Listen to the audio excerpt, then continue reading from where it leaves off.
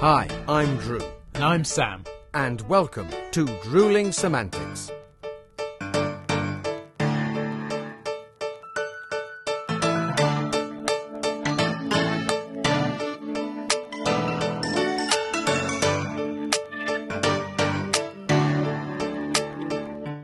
Hello! Yes, indeed, it is that time again. We are bringing you all another brilliant best of episode. Yep. Hello, one and all. Thank you so much for joining us for, well, I think I'm right in saying, Sam, what we can only describe as one of our favourite bits of podcasting. Yes, matey, it is definitely a highlight for us. I see. Top humour and wit as always, Sam. No, seriously, we have been spoiled yet again with amazing guests this season. So it is a real pleasure to be able to relive a lot of those moments. Absolutely, buddy. I mean, we opened the season's visitor shows with the beautiful and hugely talented actress that is Lisa Reisner, our first ever guest from abroad. Yeah, you're right, Sam. A truly lovely lady. And she was followed by Michael Hoad, an extremely passionate and very busy man. In fact, we've been trying to get him on for quite a while, but safe to say he was well worth the wait. Yes, after action actor and director Michael was Simon Floyd, a fantastic director and producer I've been lucky enough to work with. And I have to say, he is so dedicated to what he does and equally has plenty of crazy stories as well. Oh, don't give too much away just yet, Sam.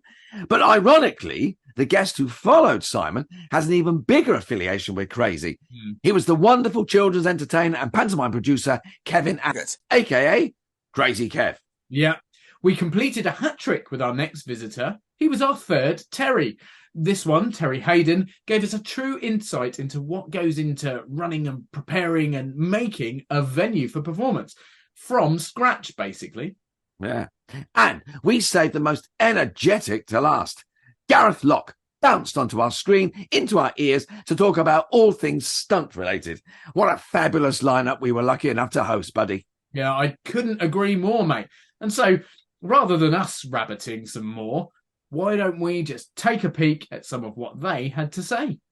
Great idea, Sam. So, ladies and gents, we are proud to bring you Drewling Samantics Season 9, Best of Guests. Here we go. And you are our first guest of Season 9, but also our first, shall we say, international guest. So, Lisa, tell everyone where you are, who you are, and just give us that little introduction, because it's delightful to have you with us. It really is. Thank you so much, and thank you for having me. Yes, I'm Lisa Reisner. I'm a German actress. So growing up in Germany, my father was from Austria, my mom from the German-Polish border, so a good mixture. But now, and I think that's super exciting, living in Denmark, in Scandinavia, in Copenhagen, and working here and working a lot also abroad.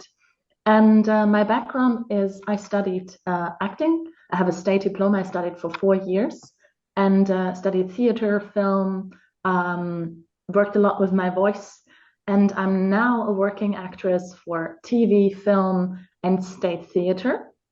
So I have some guest plays, but I'm not in a long-term contract with a state theater. And I love acting. I love films. It's a dream come true that I can live this life like that. Wow. Yeah, we share that sentiment. It is a dream, isn't it? And it is a gift. Good morning. I'm very well, thank you. A bit tired, a bit sore, but all good, thank you. How are you? Yeah, very well. And we explained the tired and sore. We will come to that. There is a reason for that. It's not some weird kind of story that we don't want to go into. It's all part and parcel of, well, mainly the reason you're here, I guess. Gareth meet Drew, Drew meet Gareth. Obviously, know a lot about each other, but haven't had the opportunity to meet yet. So this is lovely. And speaking of not meeting, obviously our lovely listeners and viewers haven't had the pleasure of meeting you, Gareth. So can you do us the honour of explaining to all of them who you are, what you do, and why you're here? Of course. Well, I'm Gareth Locke. I'm a stunt man training for the British Stunt Register. I do special action work, stunt work on films, TV, and live shows as well. basically, I fall over for a living is really the way to describe it. Hence the tired and The impact. tired and the sore and the everything else. Yeah. Wow. So you started out mainly doing sort of the martial arts side and then in fitness, and you also did fitness training, personal training. What was it initially that made you want to sort of bring film in, or was it always the plan, that was always a passion that you had that you wanted to pursue as well? You know what? It was actually, I met a mentor of mine called Dr. John DeMartini. He was in a movie called The Secret. I don't know, that movie gets a lot of hate, but it's like the law of attraction type stuff. And I met John on he did a talk actually in the Bloomsbury Hotel. And my friend gave me a ticket and said, "Do you want to go?" And I was like, "Yeah, sure. I'm not going to buy the upsell, but I'll go and see the guy talk." And I went to see him talk. And John is like a real polymath. Like, he's an incredible human being. He's so knowledgeable about so many different things. And it was kind of like a personal development talk. And then I was like, at that time I was 32, and I was kind of like, I could have done more stuff in film. I could have, if I changed my career, I would have done work in film. But I was like, I'm 32 now, so it's probably not going to work out. But then I saw John talk, like Dr. John DeMartini talk, and he inspired me so much. I was like, wow, I'm going to go and do his course, which is a weekend course called the Breakthrough Experience. And after I did that course, basically my whole paradigm for life completely shifted. And I realized, like, it's never too late to go after what it is that you want in life. And I just started from there, really. And that changed everything for me. So after I did this course, the Breakthrough Experience with John, and he's still a mentor of mine now, I regularly speak to him. Then I just went full force in the film industry, just everything, every day working towards the goals, man. So that's what I'm doing. And I started my own production company, which is Lost Boys Films, where we do a lot of action stuff. We do a lot of martial arts stuff. And just been working at it every day since then. And people always say to me, like, why you're obsessed with this? And I am, that's all I want to do. I don't know. I don't want to go into too much detail on how many years we've known each other, mate. I think that's probably best left to people's imaginations, but it's quite a few. But I know you very well. Terry, meet Sam, my wonderful podcasting partner. Nice, and for all those people that may know you, that will be listening in, let's hope they're there. But all those people that don't, Terry, tell us a little bit about yourself, where you come from, how you get to be where you are, and what you've done in the middle of it. Go. Well, blimey, I mean, that's a question with a couple of hours long answer, really. So, as Drew alludes to, we first met each other in way back in something called Luton Youth Drama Workshop. That's the one. Back in Luton, in the days before mobile phones, and you had to walk to the end of the street and wait by the public phone box to meet your mate and see if he turned up. Back in those days, yeah. So, and first performed on that stage I did at the Library Theatre in the 1970s. Huge fondness for theatre and everything around it. My parents were both semi-professional actors over in colonial Africa. So as a young kid, I kind of grew up doing jigsaw puzzles and drawing while sat in an auditorium somewhere while they were doing whatever they were doing. So I'd learned kind of a lot about theatre and always been around it. So there came a stage where I was obviously going to get involved in it. And through the years, Library Theatre worked with youth groups, and then as I grew up, worked with some of the adult groups in Luton, where I was living at the time. And then eventually ended up working there at the Library Theatre. I had a day job, but I worked there in the evenings as the duty manager. Back in the days, in the in the 80s and the 90s when I was the only duty manager. So if the theatre was open, I was there, and everyone knew me by my colourful waistcoats. And I, Mr. Theatre, I was quoted as in one of the local paper reviews. And then life change, career change, saw me kind of move away from that, move countries. But then when I came back to the UK in 2003, I was given the opportunity to actually run the place. So I was venues manager for the Library Theatre and the Arts Centre in Luton, the Hat Factory, which I did for a couple of years on a contract. Me personally, life has kind of drifted along, and I've done a bit of this and a bit of that, retrained in other things for my day job. But the theatre has always been there. And as my children have grown up, and my grandchildren are now growing up, last year, for example, I was on stage in the local Amdram panto, myself, 4 of my children, and 5 of my grandchildren. And that was on that Library Theatre stage. We managed to get the council to give us the Library Theatre for a couple of weeks, so we could literally get in, take a show, do a show, and leave. And it was during that process that we realised, actually, we can't let the council close this place. It means too much to too many people, to so many people. Like I give an example of myself and my grandchildren, I'm not the only one. There's other families in Luton that are now seeing their grandchildren on stage that they went on years and years ago.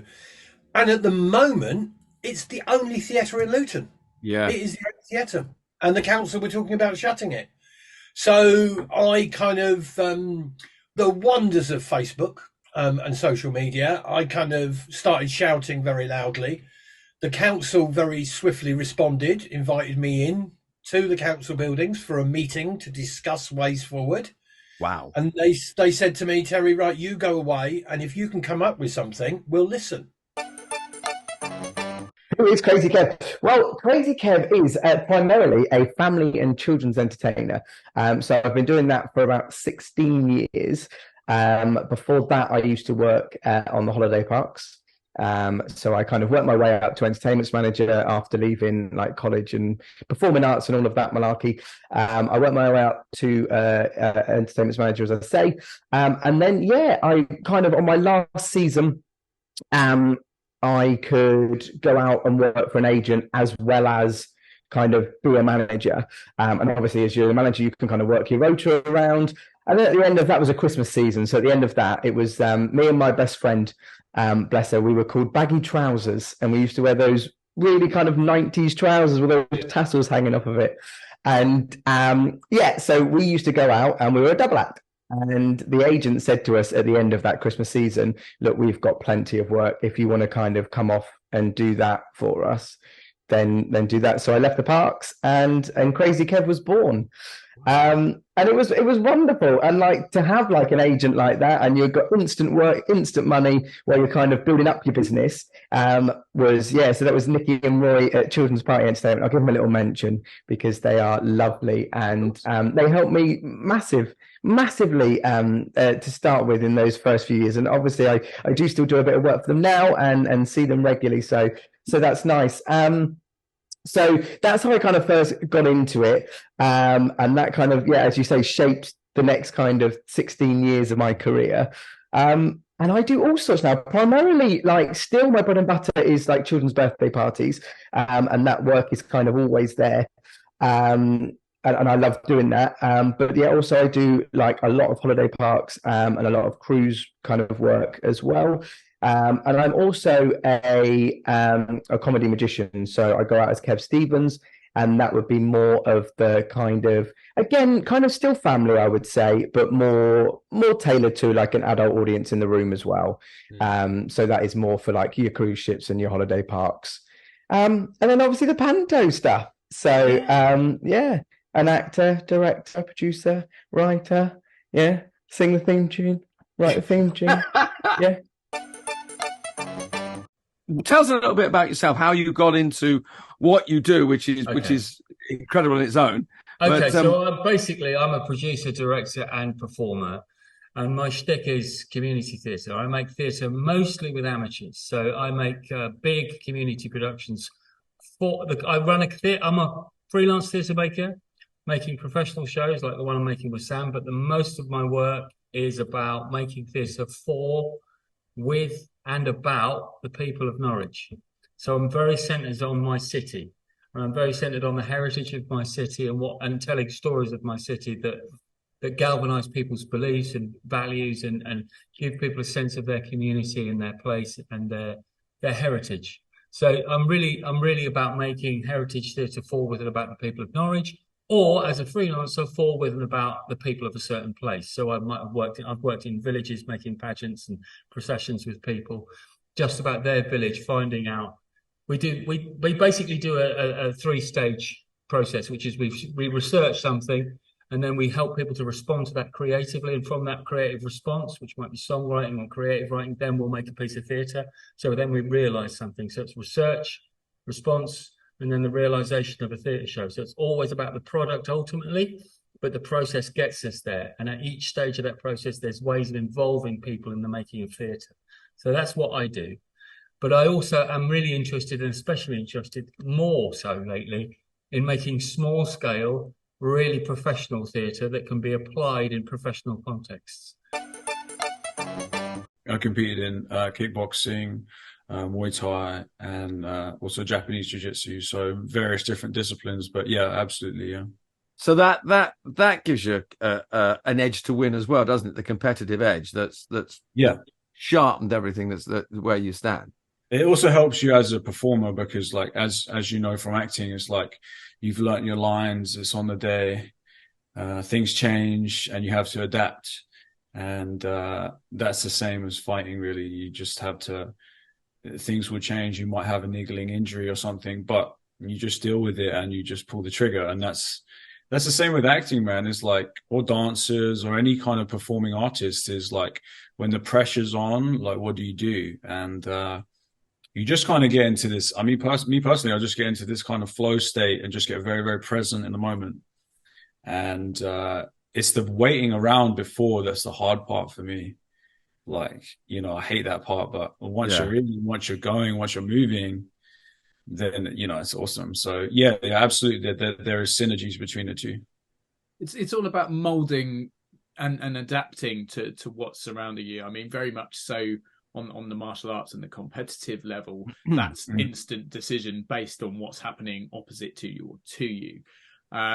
Whereas with film, as you say, there may be changes on a day. There may be certain external factors that hadn't either been planned for or hadn't been foreseen that you then have to work around. And it is a constantly changing beast. It's never sort of a straightforward platform. But I guess in a way, it's another reason why people like us get into what we do, because that variety, that unpredictability, it gives you that thrill.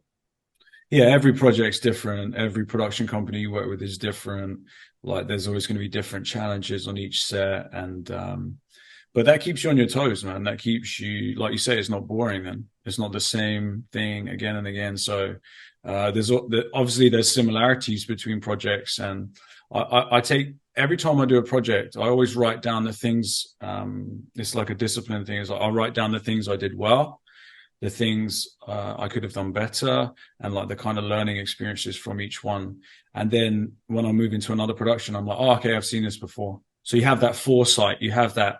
It's like chess. You can see the moves before they're played, and you're like, okay, I see what's going to happen now. Especially when you're producing stuff, you can see, okay, if this isn't done here, then that's going to happen there, and you can start to see ahead of time. So every production you do, every performance you do, hopefully, if you're paying attention, you will learn and grow and move on to the next one. You obviously mentioned you have to officially qualify for the British Stunt Register. You have to have those 6 disciplines, which come from a list of, I think there's 30 or 40 total, aren't there? There are lots of different routes you can go and various different, because obviously martial arts are so broad, there are lots of different routes you can take there. Which are the 6 specifically that you are training in or hoping to achieve? So my martial art is kickboxing, but alongside kickboxing, I do taekwondo and jiu-jitsu as well. Because I've done jiu-jitsu since I was a kid, and my kickboxing gym has taekwondo classes. So I thought, well, knock out 2 birds with 1 stone, huh? Then on top of that, I'm doing trampolining, high diving, horse riding. That's lost count. And then climbing, which I might swap out for scuba or rally driving as well. I think was that 5 or 6? I lost count. But we'll add those together. You can tell I wouldn't be a terrible accountant, wouldn't I? But that's why you're doing this, so it's fine. Yeah, exactly. Don't worry about accounts in this respect. So some really, really different routes to take there. Obviously, a lot of absolutely do lend to each other, and you mentioned before gymnastics, which is a good one for flexibility, which then leads into things like trampolining. Trampolining then leads into high diving. High diving has a connection with swimming, so they do all often have a connection. But then to throw in something like horse riding or rally, slightly different route to go, and it's fair to say probably the most expensive route to go if you're going to do it. Absolutely, yeah. Rally driving, I think, is the single most expensive, but of course it is, because what you're expected to be able to do behind the wheel of a car, it's a lot. You've got to be able to do it well. You can't just, I can drive fast. You've got to be able to drive fast and put the car in the right place, same place every time in a row, without crashing into all the other cars that are right next to you, which is not easy, and you have to train hard for that. You have to go. So now they have it at Drive Tack, I think, which run these courses up there, and they are, from what I've heard, are absolutely fantastic. So of course it's going to be expensive. Cars are expensive, especially if you had to smash one up or something. It's and horses as well, obviously, because horses are really expensive to train. They're really expensive to raise and just keep, and they're very prone to injury all the time. So. But I since starting horse riding, because I'd never done it before, and I think that's the one I've probably taken to the most, and I really didn't think I would. I was never going to do it originally, and I ended up getting on a horse basically out of happenstance. I thought, oh, this is awesome. So if you're not sure what one you want to do horse riding. It's great. I never intended to write or produce. Never, ever. I obviously did little kind of shows. There's me and some other entertainers. We do like a group show together, and I would always be heavily involved in that, but I wouldn't say I produced it. It was something that we all did together. So I always wanted to do panto, and I love doing panto because I love working with other people. My job, as you know, it's a lonely job. I spend a lot of time by myself, a lot of time just in the car by myself, traveling to gigs, or like on ships just by myself. So I love working with other people. So to be in a cast and have that kind of joint involvement, I love that. And I was happy doing that. And then it just kind of fell in my lap that a venue said to me, we've like our production company don't want to go ahead this year. We're stuck for someone. You do panto. Did you want to put a panto in? And I was like, yeah, I do. Yeah, actually. Yeah. All right. I will do that. Yes. And I am, for want of a better word, I like to say I am an entrepreneur. I have other businesses. They do kind of revolve around entertainment. I've always tried to look and do a business that isn't kind of at the weekends and when you're going to be gigging. I've always been a big believer in like, I've got my Monday to Friday kind of mornings when I'm doing nothing. I should be earning money then. How do I earn money then? Yeah. So I've got other businesses and stuff that I do. So I was very quick to say, yep, I'll absolutely do that. And to start with, I didn't write them. And then I thought I should be writing this because I was adapting scripts that we have got so much that I thought I'm going to write this. And I love that. That is one of the biggest probably achievements I would say of my life, is to see an actor deliver your work and like that. To see that is touching. It's nice. To sit back, and I'd like to say most of the time, I'm always the first in the theatre and the last to leave, and I will always sit at the back of the auditorium and just take 5 minutes to look around before we completely open a show, before any cast have got it, before we've done rehearsals. I'll sit in the theatre and I will imagine kind of what will happen, what's going to happen here, and how I will feel when I sit there when the rung closes. And that gives me that direction of what I want to do. So in answer to your question, I love being a producer. It wasn't a natural thing. It wasn't something that came along, but doing it is something I'm so pleased that I kind of stumbled upon, because it does feel like a calling to me. And when you said like about the kids stuff, and I like that'll always be like your love, and it is. But like producing and then being in those shows is pretty much up there with it. Yeah. There are lots of touring companies out there that would love to tour to the Grove, but can't afford it, but can afford to come to the Library Theatre. They could do 1 or 2 nights at the Grove. They can do a week at the Library Theatre. Yeah. And that's good for you, for them, and for the audiences. So it to me just seems bloody obvious. I think you hit the nail on the head. I think it works kind of coming down, if you like, from the touring theatre point of view for them. It also works for coming up, because there are, if you look at where Luton is situated geographically, we can get on a train and be in a West End theatre in 35, 40 minutes if we get the quick train. So I make no bones about the fact that we're not going to be trying to, we're not competing with the Shaftesbury Theatre, for God's sake. There's no way we'd even contemplate that. But what we can be is be that bridge. We can be that bridge between doing something in your community village hall, which is where Amdram started years and years ago, but let's have the option to bring Mrs. Smith's dance show and an Amdram show and that small scale stuff. And people starting out, there's a few people in Luton already that have been in contact that are kind of thinking, do I make that move to London? Do I want to start going to auditions? I'm really not sure. I've got this one man show. If we can accommodate them, I can think of nothing better of being able to sit here in 10 years' time and see somebody on the telly and think, we gave him a chance. Yeah. That would be fantastic. That really would. And letting Mrs. Smith and her dance girls get up on the stage. So, oh God, it's hard to tell this story, Cole, but a director's journey from naivety, I guess.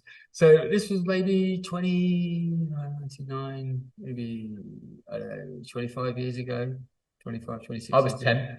Yeah. And I was working, I was in my late 20s. I was working as as an expressive arts course leader in the prison. And it's very hard to make shows in the prison because you've only got men, and the men you have got don't want to play women. So it's like you have to play these, you have to find these roles that, it stretches them, but it's both acceptable in terms of the gender politics, or at least at that time. So let's put masks on them, by the way. They go mad then. But that was a revelation as well. So anyway, I thought I hit on this idea of doing a story of Oliver. I thought, great, Oliver, brilliant. Yeah, Oliver, because it's all men and they can be car thieves and crack addicts instead of pickpockets. So I didn't have to do any acting. We can update it, and it's all males, and there's Fagin, and there's only Nancy. We've got one prison officer who's going to be a female who's going to be in it, and that's going to be good. We have that one female. Thought, brilliant, we'll update Oliver and we'll do our own version of Oliver. Great idea. Who's going to be Fagin? So at that time, Reggie Cray was in the fucking prison. So, yeah, I don't know if I should broadcast this story, but anyway, I thought, oh no, very naive. Let's get Reggie Cray to play Fagin. Yeah. That'll be something else. So I had a bunch of keys, you could go anywhere in the prison, I went anywhere. So I went down the wing, found him. Long story short, really. Very long story short, there's a lot more details to this story that probably aren't broadcastable. But anyway, he said, I can't do that. Boy, I can't do that. Just imagine what would happen if the papers get hold of it. I can't do that. They won't let me do that. But come on, think about it. I said, oh, no. I thought, what a twat I was, Mm-hmm. But anyway, he gave me his book of poetry to read. So he said, oh, take that away. Have a look. Tell me what you think. So I took this poetry away. And it's just the most appalling poetry. It was the most appalling poetry I've ever read. I do remember the first line of one of the poems I opened up was, "The blue sky is blue today." It was this wooden poetry, it's awful. Wow. So I had to pass it back to him. Yeah. I had to then pass it back to him, right?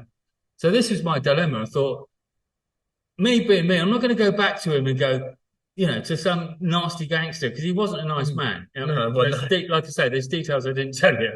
And I took the poetry back to him and thought, I can't go back to him and go, Reggie, your poetry is shit, give it up, because that's exactly what I wanted to do. Well, you wouldn't be here now, would you? No, I might not be. But at the same time, I couldn't go back and say, lovely poetry, but go, wow, amazing, thanks for that. I was so amazed. I love the one, especially about the blue sky beams. Do you know what I mean? I can't do that. So I just went over and sort of found one of his little boys and said, give it back to Reggie, would you? And then I was in the exercise yard about a week later, and he just came for me, mate. He pinned me up against the wall, tiny little bloke. He said, oh, you little bastard. So that my dying out story for you is I got threatened by one of the Cray twins before they died. Wow. How did that go? A truly crazy story, as you alluded to in the intro, mate. Unbelievable, right? I mean, it takes some guts to be in the vicinity of someone that terrifying, let alone to actually interact with them like that. You're not wrong, Sam. Oh, and am I right in thinking you might want something to settle your nerves? Well, I mean, fortunately, I wasn't actually there. I was just listening like you, but it's as good excuse as any, so time to top up, I think, buddy. Refreshed and ready, mate? Oh, I am indeed, Drew. Let's see what other brilliant clips have made it to this highlight show. What's very interesting in all the things that happened this year is that they were not straightforward. For example, I auditioned for a role in a feature film, in a UK feature independent production called The Baby in the Basket, and I didn't get the role. And I was devastated. I was like, oh, this would have been so nice, right? And half a year later, the scriptwriter wrote me and said, like, look, we have a new situation. An actress couldn't make it due to another date. Do you want to play the leading role of another character? And I was like, this is crazy. And yes, I want that. So absolutely, that's going to be shot end of September. It's going to be released next year, and it's going to be in Glasgow, Edinburgh, in this direction, and obviously like in a church, and I'm going to play a nun, and it's going to be super exciting. I never did something like it. And I'm going to play next to Mariam Dabo. She was the Bond girl in the 80s or the 80s? Yeah, amazing, fabulous, pretty woman, and a talented actress, I think. And all my friends are jealous, by the way. Oh, especially my male friends. They're like, "Oh my God, she's my favorite Bond girl." I'm fairly jealous now as well. Yeah, I can't wait, honestly. And this has also happened to me. Same thing for the State Theatre that I was in Berlin. I played this summer in July. I auditioned last year. I didn't get it, although she really liked me, the director, and she left me an Instagram message half a year ago and said, our main actress that we played last year with jumped off because she has another project. Do you want to get the lead role? And I was like, through Instagram, right? And it was actually, I found it in the messages really by luck. Oh, wow. I didn't see it for a few days, and probably she forgot my email, she forgot my phone number, because I think she had it back then, but it was a year ago. So I was like, of course I want that. And she didn't even know I was living in Copenhagen. But then I said, it's no problem. Have an international tax number, have my own business, so I can work anywhere. I can just fly there. I lived in Berlin for 5 years, so no problem. And then I did it. I played the lead in this Shakespeare play, What You Will, Olivia. Was like a lot of pages, right? It was a lot of work. Yeah. But I mean, Shakespeare, I love Shakespeare. I could play Shakespeare all the time. I love it. I mean, the texts are so easy to learn, and the characters are so like have so many facets, and I just adore. But that's stories I'm telling because I want people to know that sometimes you need to have a longer breath, and you need to use your Instagram. And you need to because, also with the director from the UK film now, The Baby in the Basket, the nice thing is when he gave me the self-tape option, I was like, look, this is my phone number, this is my email, reach me anytime. I was very straightforward with my information, and I think I made an impression of being very reliable. So when someone else couldn't make it, and they were probably in doubt how to, could they find someone that could really commit? and I show so much commitment, then I think that was also a point, not just my acting, but also giving him all my personal details and being like, I'm going to be there, just give me a call. So that is also really important. Yeah, in terms of choreographing things myself, yeah, absolutely. Yes. So I do that. I've just literally yesterday finished a choreography or choreographing for a video game. Again, I'm sorry I can't say what it is because I signed the NDA. So, but yeah, it's it's an independent video game that got really big, and I'm choreographing one of the episodes for those guys. I also choreographed a film, which is probably my biggest film as action director, which is a film called The Gardener, which starring this martial arts legend called Gary Daniels. Gary Daniels worked on things like Expendables, City Hunter with Jackie Chan, like loads of the big action heads will know who he is. He's a good friend of mine. He was also like Kenshiro in the live action Fist of the North Star, which is like a crazy anime. And so, I worked with Gary on that one, and choreographed a lot of the fight sequences on that, directed the action and also edited the action. And that's probably the biggest thing that I've action directed, because that got bought by a subsidiary of Lionsgate Entertainment. So you can check that out on Amazon Prime. It's kind of a fun movie. Don't take it too serious, but the action is cool. As Drew mentioned, we met at something called Luke News Drama Workshop, which was run by a very talented lady called Betty Rudd, who in some instances was the kindest woman in the world, and in other instances was the most evil, fearsome woman in the world. One little anecdote is she had problems with she had chronic arthritis. I mean, chronic arthritis beyond what most people could imagine. The battles she had daily just moving were intense. Yeah. I was being an obnoxious teenager at one stage. And we used to rehearse in an old school hall, and we used to put the scaffolding up, all the rostra up and stuff like that. And she climbed up the rostra, across and down the other side to come and find me in the snooker room because I'd refused to come and do my bit in rehearsal. And that was as a teenager, and I thought, blimey, hang on, if she's done that just to get me. But that's just to give you an idea of the woman. My story is really when she sadly passed away and we were at her funeral. And it was very moving. It was also incredibly lovely to see and meet so many people that I hadn't seen for so many years, and to catch up with them. Well, at one stage, something happened. Something slipped. Something I don't know, went wrong. It was the coffin was on some planks or something, and something slipped and made a very loud bang that made everyone in the congregation jump. And I can't remember who it was. I want to blame Bill Smullin, but I'm not 100% sure. Used Betty's favourite words, "Do it again," which rained out. And yeah, it's one of those moments that was sad, but funny, all emotions juggled up in one. And I think that's often a memory I go back to, and it just brings a little wry smile to my face. So, it has to be answered. There's only one rule of theatre. It's a great guy called John Wright. He's a clown teacher. He's still alive. If you ever get a chance to do any clowning with him, he's absolutely brilliant. One rule of theatre, he says, the one rule of theatre, don't be boring. Yeah, if you're boring, it's not theatre, right? You've got to keep the curtain up. You've got to keep the interest. And the thing that the theatre does for me, over film or over any other art form, including music, including anything else, is with theatre, you have that possibility of people leaning right into you. Yeah? Like with film, you can lean right back and still really enjoy it. With music, you can bob around and still really enjoy it. But with theatre, the magic is when the audience becomes still and you suck them in. You know, it's the basic storyteller, isn't it? It's that connection, that intentional space where you have that moment that you can say something.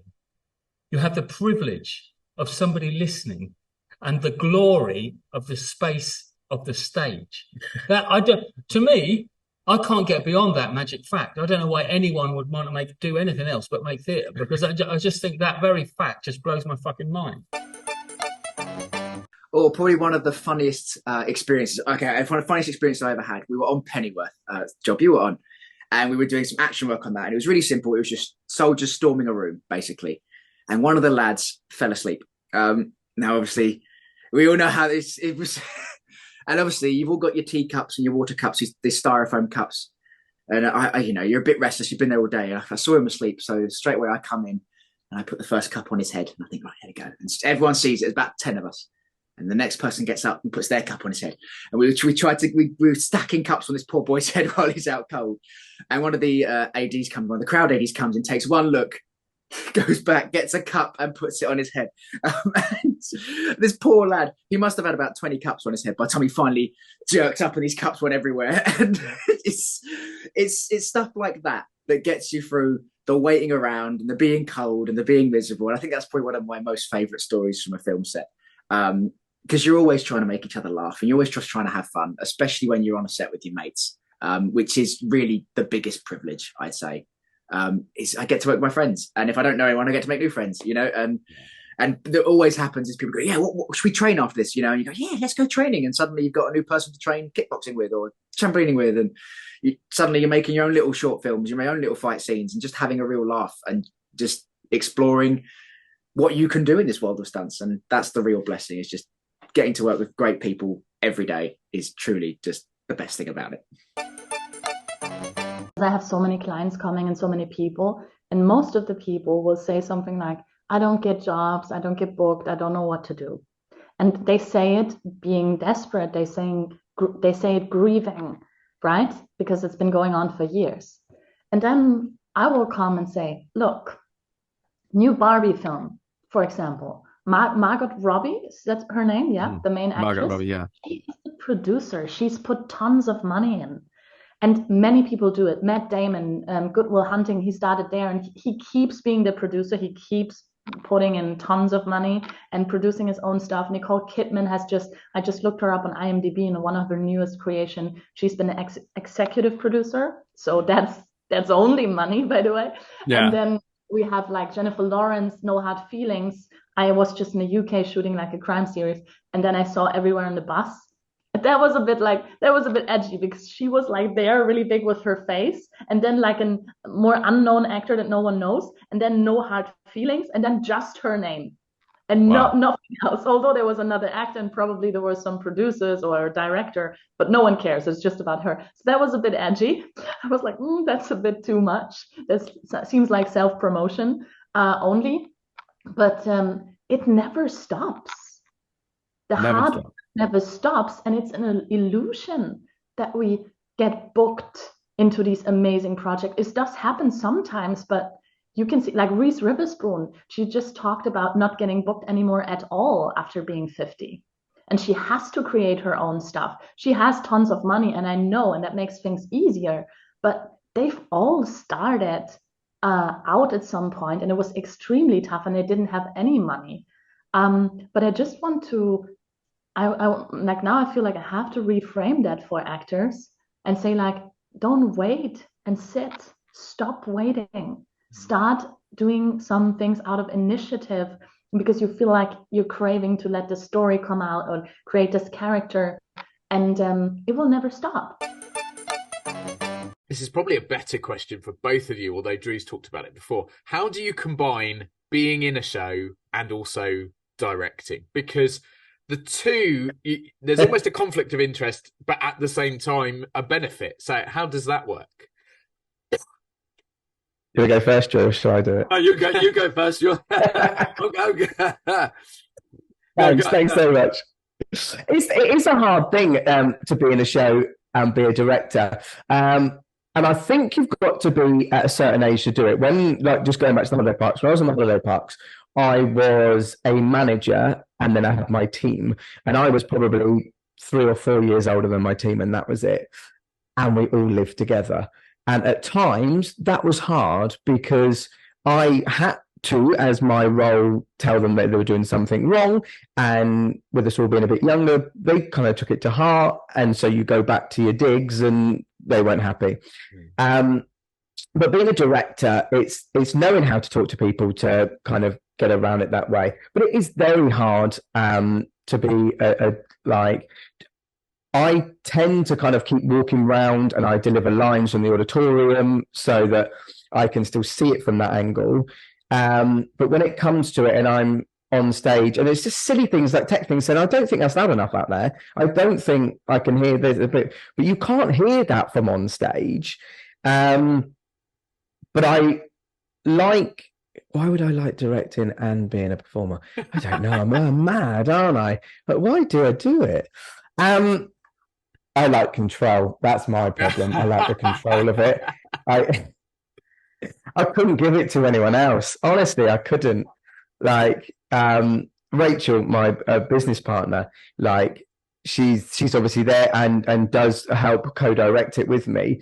But like, so I do get those kind of eyes from the auditorium.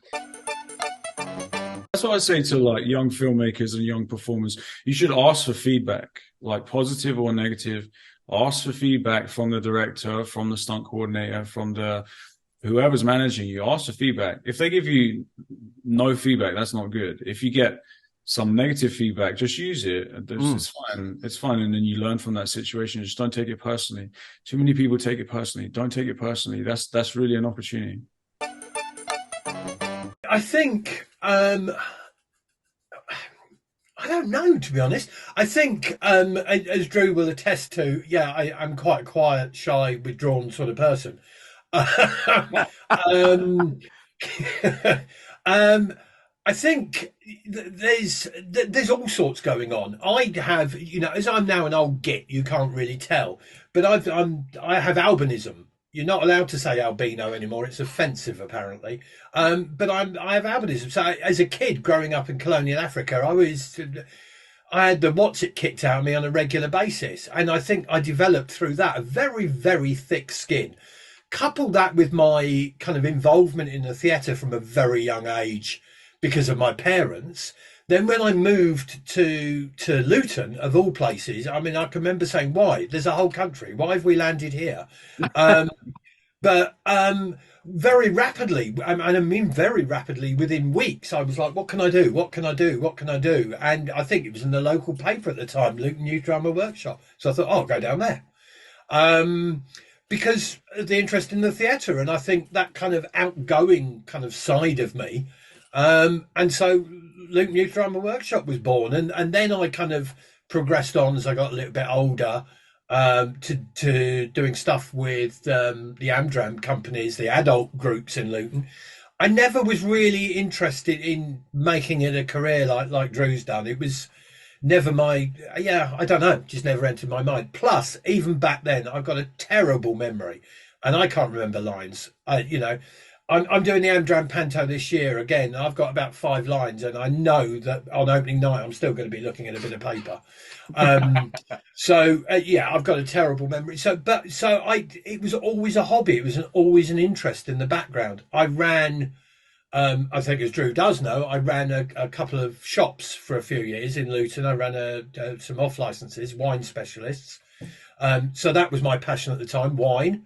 And then thanks to the lovely Maggie Thatcher, I went bust and decided to retrain in my 30s. So I toddled off to university, did a psychology degree, and trained as a counsellor, a therapist. Did that for a little bit, found out I wasn't really earning that much money, got into IT.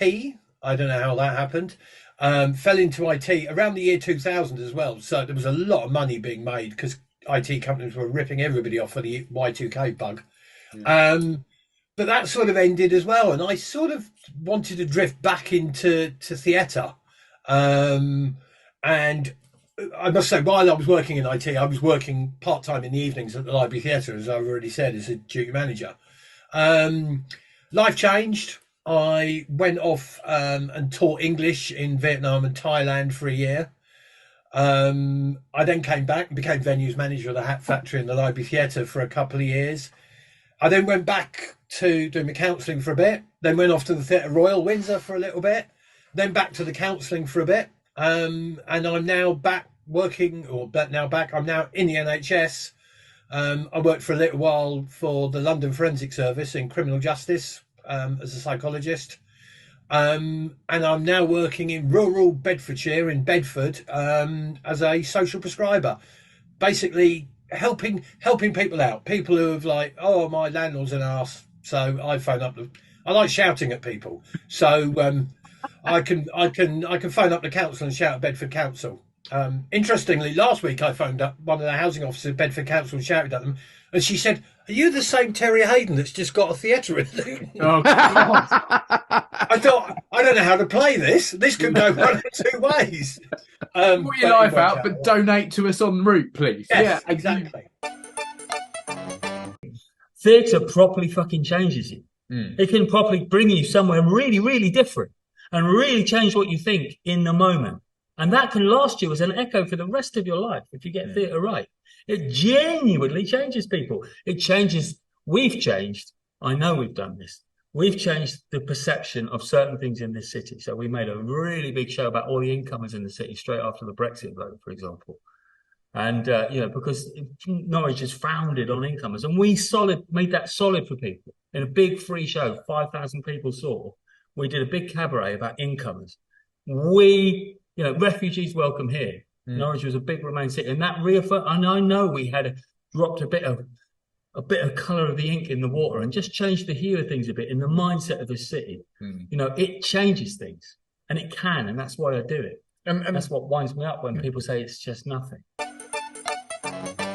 It's just something you have bad days, especially when you're training. Is you have days where horse riding is a really good example because I'm still quite new to it. I'll get on a horse and I just won't be able to get the horse to canter, and which is really frustrating. You said I could do it so well last week, and this week I just can't do it. And I think that's probably the worst part of it is you'll have these days where you just can't think, I suck. You'll come out of training, you think, I absolutely suck. I couldn't do, on my trampoline, I couldn't do good flips. I was tumbling all over the place. I couldn't control myself. I couldn't do any nice entries on high diving. I couldn't control the horse today. My punches were lazy. I got beaten up in sparring, and you kind of sit there. And I think that is the hardest part is it's the graft, it's the training, but it's also being able to say to yourself, actually, well, you're going to have bad days. You're working so hard and it's such a physical job that there are some days where you're not going to do as well. And that's okay. There are days where it's going to hurt more and it's going to go wrong a little bit. And you've just got to say, well, as long as I'm not injured, as long as I don't hurt myself really badly, then I can keep going. I'll pick myself up and I'll do it again tomorrow.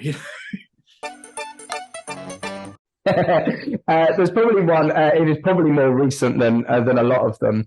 And during the dreaded COVID, me and two other entertainers, we went out as the elf team. So we thought, right, we can't go out as work this year. Everything's cancelled. Panto's cancelled. So what we're going to do is we're going to go out as three elves, and our job will be to check people's houses, or like the outside of the houses, to make sure it's secure and safe for Santa to deliver their presents. So we had one of the boys had a van, Phil and Jamie. I better give him a little mention, bless them.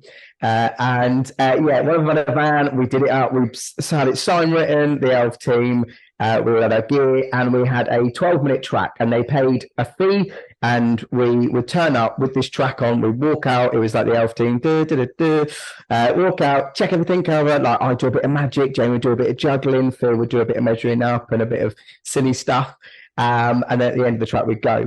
So and it was massively received. It was so well received, we couldn't believe it. Like, we put it live on the website, and we sold like hundreds within the first kind of half an hour.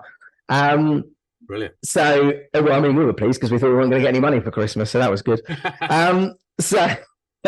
So basically, we did certain areas on certain days, so we had certain postcodes. So we were rushing from place to place to place to place. In the back of this van, and Phil would park up as I jumped out the side of it, me and Jamie walking with the speaker and everything else that we had going on. And we turned up to this one house, music playing. We had like a horn on top of the thing as well, playing the theme tune. So we whizzed into this driveway, and we get out and go, hello everyone, here the elf team are here, and we knock on the doors, and then we just always just walk round to the back, just walk round the back of the house by ourselves, hello, banging on all the windows and all the way around. So we got round the back, and there was like this decking, like half-built decking. I thought, this is a bit odd, like all this stuff everywhere. Okay. And then there was these dogs barking away inside, which was kind of normal. That's fine. We were banging on the windows. Hello, hello, blah, blah, blah, blah, blah. We were in the wrong road. Like, Phil had taken us to the wrong place. It was the right number house, but we were in the complete wrong road, someone else's house. But luckily, they were out, which was great. And we thought we got away with it until they shared the Ring video footage with us. And there's us three plats walking around the outside of the house, banging away, and I don't think we even had children. And I mean, honestly. What a way to finish, mate. Two completely different ends of the spectrum, really. Oh, for sure, mate, for sure. I mean, passionate and positive message from Gareth that shows just how committed you can be to making things work and progressing onwards. And then Kev demonstrating the uselessness of getting an address completely wrong and looking a total tit. It's a combination, mate, that we love and wouldn't have any other way. And I mean, that's what we've been lucky enough to experience with all of our guests, isn't it? The funny to the fabulous and the meaningful, well, to the manic. Indeed. So once again, a huge thanks to Lisa, Michael, Simon, Kev, Terry and Gareth, the superstars of season 9. Yeah. And speaking of superstars, Drew, there's a couple more coming next week. No, mate. It's just us. Oh, yeah, that's what you meant. Yeah, penny just about dropped there, didn't it? So what do you reckon? Yeah. Should we come back next week and do the best bits of us? Absolutely, yeah. We'll see you then, everyone. Take care. Bye-bye. Cheers. Bye.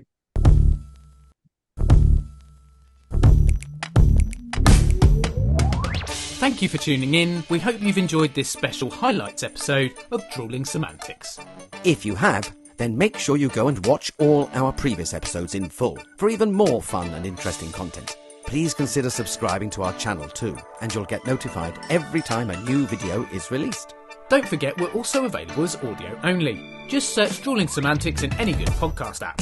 And we'd love your support on social media as well. We're on Facebook, Instagram and Twitter, and all our links and handles are on the screen now. We love welcoming new followers and subscribers, so please share with your family and friends, and we'll be eternally grateful. Stay safe, and we'll see you next time.